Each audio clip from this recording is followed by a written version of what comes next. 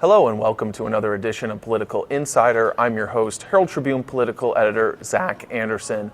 With me today is Sarasota City Commissioner Suzanne Atwell. Commissioner, thanks for being here. Thank you very much. It's an honor to be here, my first time. Well, I hope you're back many times. Oh, I'd love to. So, big week this week. Democrats have really been aggressively going after the gun control issue, taking some extraordinary measures. We saw a filibuster in the Senate until the GOP majority brought up some gun control votes. And then in the House, there's been a sit-in, actually, that is still going on as we speak, where they're trying to get the GOP majority to bring up some gun control bills.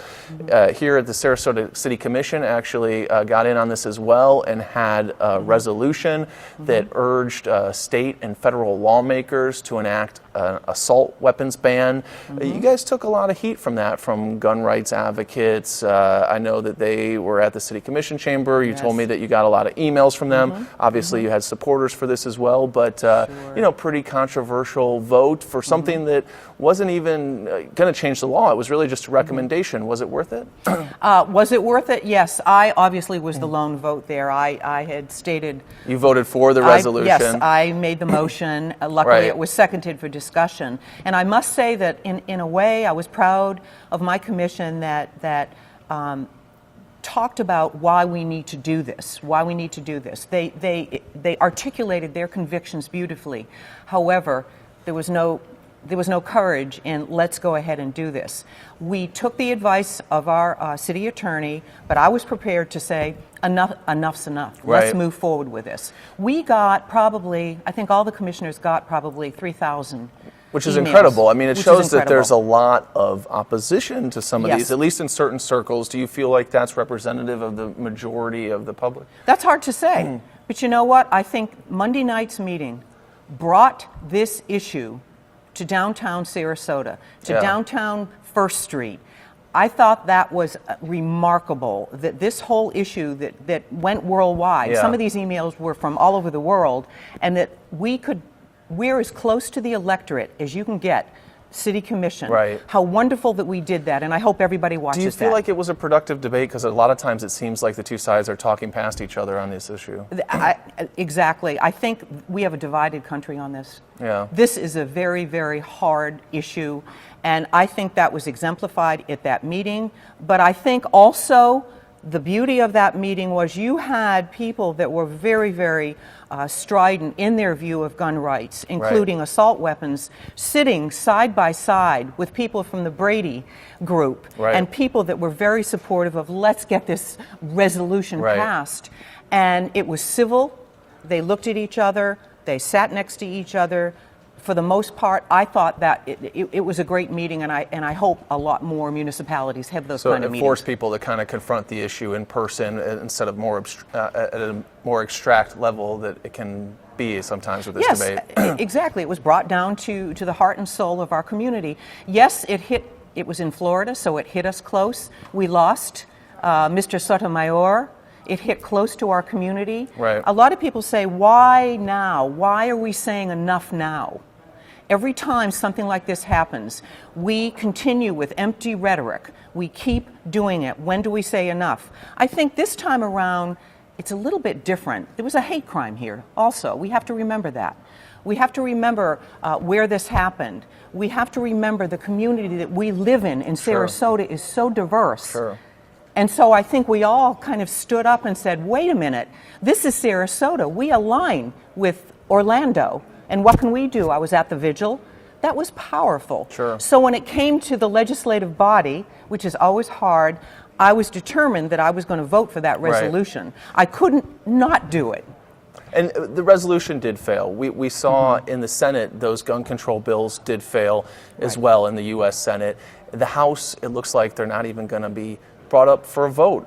So, I mean, does that say something? I mean, does it show that there's not really widespread support in this country for more gun control measures, despite the fact that there is a lot of outrage over these mass shootings? Yes, we have support for this, but we keep punting. This country punts on the most important issues. We punted on Monday night Our commissioners all said just wonderful things to this resolution. It's a resolution, it's not an ordinance, it's not a law.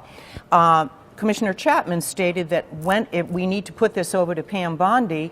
Now, my concern about taking it to the Attorney General is, will she look at it? Will her staff look at it? Will it go in the wastebasket? What is going to happen? I hated Attorney Fournier's words, but I kept thinking, part of me said, no, come on, enough's enough. Right. We need to make that statement. We're going to take that resolution on up to the powers that be. And for people who are watching who might not quite understand this, the Florida law actually preempts local municipalities from enacting any gun restrictions, and it has very strict penalties. That they did this a few years ago, where they actually have personal penalties that go against individual commissioners, and the city cannot defend those commissioners and spend public funds to defend them. So there was a lot of caution about moving forward, even with a resolution. You don't think that was warranted? I know, and I understand that. I'm not convinced. What we hope that Attorney General Bondi will look at this and see what the exemptions are. I was not willing to. This is not on the backs of the taxpayers, by the way.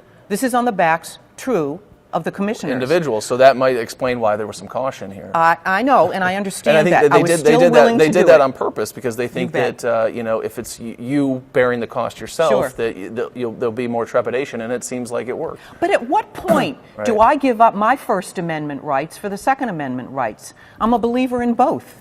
I'm a commissioner, but I'm an individual.